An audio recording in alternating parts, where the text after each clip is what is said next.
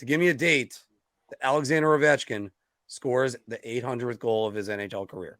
30-31. Yeah, I'm gonna say that he breaks it on screw it, December 13th against Chicago. This video is brought to you by Manscaped. More about them at the end of the video. As usual, I got this ready to go, and ESPN had to fumble it in some way. I'll just play the history-making goal for Alex Ovechkin. So will not be icing. Forecheck, Mantha centers in front. Kuznetsov had the shot. And there it is, 800. Alexander Ovechkin has done it. And here come the hats and the team.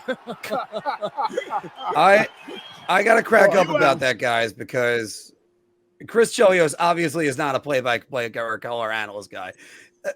Steve Levy probably just got that entire call ruined, as Alex Ovechkin becomes the third player to score 800 goals in NHL history. All right, first off, Nostradamus, what you think about last night? For anybody that doesn't know, Philk in our season preview predicted Alex Ovechkin gets 800 against the Chicago Blackhawks. You know what? It's funny because I totally forgot that I had picked that night until you sent me the video. And I was like, what the hell is this? Why is he sending me a season preview video? And I look at it, and I'm listening to it, and there's Ovechkin, and then I'm like, holy crap, wow. I can't believe I did that. Yeah, I you know what? Good for him. It kind of reminds me in a way of when Gretzky needed 4 goals to get number 50 in his 39th game to pass Mike Bossy's record for the quickest 15-50. And he did it with, it was 4 goals to tie and 5 goals against Philadelphia at the Northlands. And he scored 5 goals. He scored that empty net goal to do it. So, yeah, Ovechkin, it's kind of like that in today's game. But Ovechkin needed 3 goals to get 800, and he does it in one night, gets another hat trick. Guy is just incredible. Most road goals in NHL history with 409, as you can see there. This guy is incredible. I don't even know how to describe it other than the fact that he's just truly special.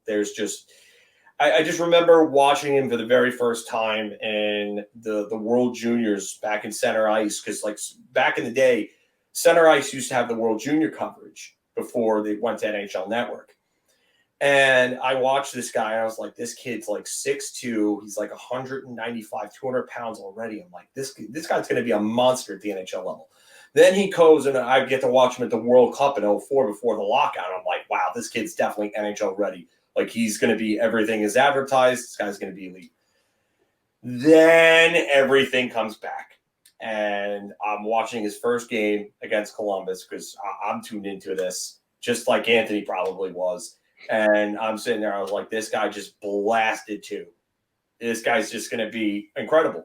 And those first few years, I think maybe aside from Connor McDavid and Pavel Bure, I think Alexander Ovechkin was the most exciting player that I'd ever seen those first few years, because he took a combination of like Pavel Bure's speed and shooting, and then someone like Brendan Shanahan's size and physicality, and mashed them all together into one just gigantic, nasty Russian prototype that just went through people. I mean, I just remember watching that video that somebody edited to Aerosmith's Dream On. Oh, yeah, I remember on YouTube. On YouTube. And you would watch the highlights, and he's dangling through teams left and right, and you're just like, what is this? Like, what kind of friggin' sorcery is this? And he just incredible. Like, he's going to go down as the greatest goal scorer ever. It's not a matter of if he passes Wayne now. It's a matter of, can he break 1,000? Yeah. That's actually a great question, because that is in the poll right now. The man wearing the number 8 on his necklace. What's your thoughts on the Alexander Ovechkin legacy? Yeah, I mean, he quickly became my favorite player once he entered the league. I mean, I was just captivated by his this combination of everything that he brought. He can go through you, he can dangle around you, he could practically shoot the puck through the net.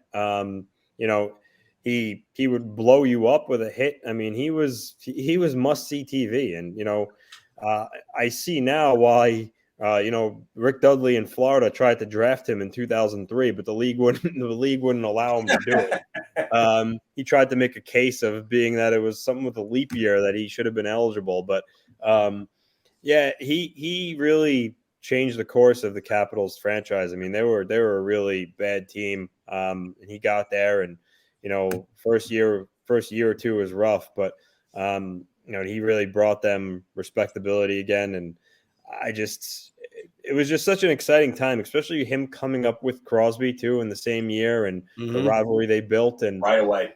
Yeah. Best rookie class ever.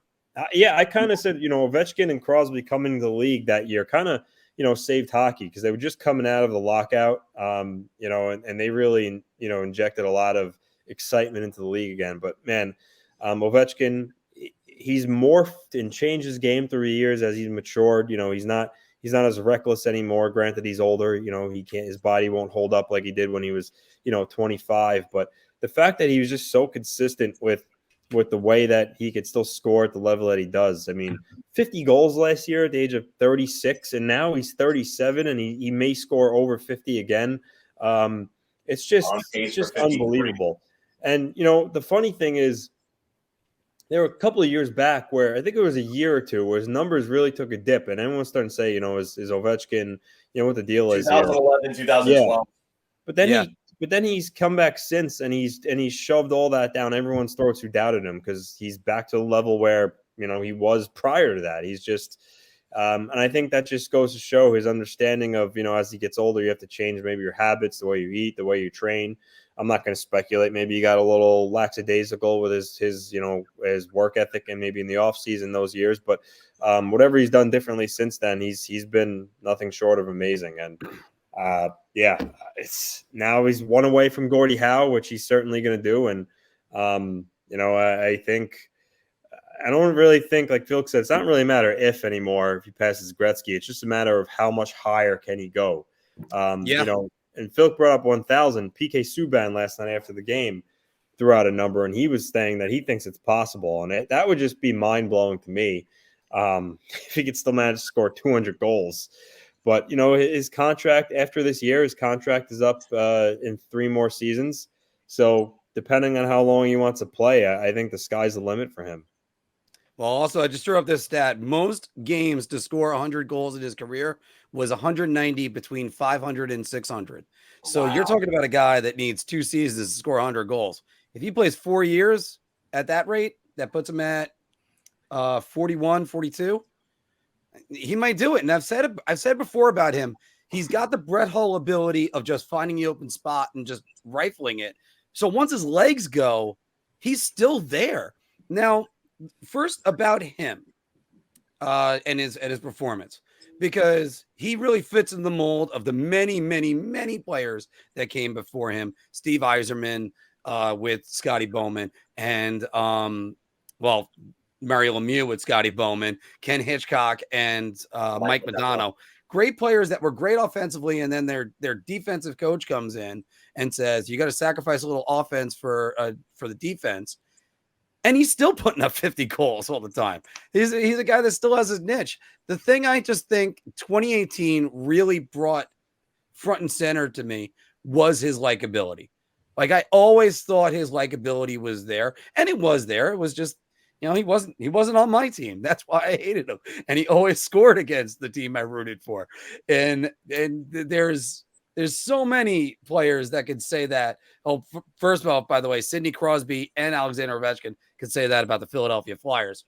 But it's just, he's always been that likable guy.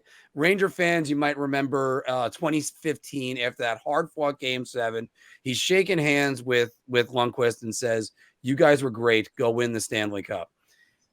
And he's supportive of other guys around the league. And I think a little bit was overblown about the Crosby-Ovechkin feud, but I've got about 10 seconds to finish up this thought. He's just great. He's now 2018. You're able to wake up and realize how great this guy really is. So look back on that. I still have to ask you three. I'm one of the three. I got to ask you guys one other question. Anthony, I'm going to start with you since you're the Ovechkin just enthusiast. What moment did he really amaze you? And I want to talk about something. I would love to say, were you there to see it or were you watching it on TV? I mean, so many. But aside from like watching like YouTube highlights, like especially that Dream On one that Phil mentioned, because that amazed the hell out of me. But aside from that, one specific moment I can remember, it was that playoff game against Pittsburgh. The dueling hat tricks game. Yes, the dueling hat tricks game. Yeah. And it was just like, Crosby hat trick, and he's like, yeah, well, fine. Crosby gets a hat trick. He's like, I'm gonna one up him. It was just to me that was like, wow, this guy truly is unbelievable. He essentially willed his team. And I was sitting there watching that game thinking like I would do anything for a guy like this on my team. But yeah. and by the way, just before we get Philks, just to talk about that series, a lot of the criticism of him at that time was, he celebrates every goal like he just won the Stanley Cup in double overtime Game 7. It's the playoffs. You got to ask the question: does he get it? He scores a goal in Game 7. They're down 5-0. He just raises his stick and goes to the bench. You're like, all right, he gets it. He gets it because that's another one of those moments of maturity I saw with him. Phil, what's one of the moments that amazed you with Ovechkin? Low-hanging fruit, but it's that goal. It's just that goal. I've had, like I said, I've had center ice just for a very, very long time, probably about 20 years now that I've had it. And I was watching that game. I was going back and forth between games, and I just remember listening to Kurt Keelback and Darren Pang on the call, and he goes back, and it took me about a good 5 minutes to understand what exactly happened. Because when it happened, I'm like, I literally yelled out, how did it end up in the net? How? And then you just see Paul Mara and Curtis Joseph, and Paul Mara just goes like this. Like, are you kidding me? and just my mind was blown. And then you hear Keelback and Panger just like, they can't believe it. Nobody can believe what's happening. Wayne Gretzky's face is another friggin' story. Like, you just wowed the greatest player that has ever played the game, and you floored him. You floored him. And it's not like he didn't have that many great goals. Oh my God! It just, you know what? I knew that he was going to be something special, but when he did that, it was just like, okay, this guy, there may be a level to this guy that we've never seen before in terms of pure goal scoring. So, and then on top of that, a similar goal, I think it's actually better than that one, is I'll tell you the moment that amazed me in 1 second, was the one on Carey Price that he was on his ass and he wristed it by him. Oh, geez. We've seen goals like that before, but that might be the best one from that position. I was at the Garden and I saw this live. A friend of mine, just like you, Anthony, huge Ovechkin fan, wears number 8. His birthday is actually August 8th, so that helps. But I got him tickets and we went to the game. It was Rangers and Capitals, obviously.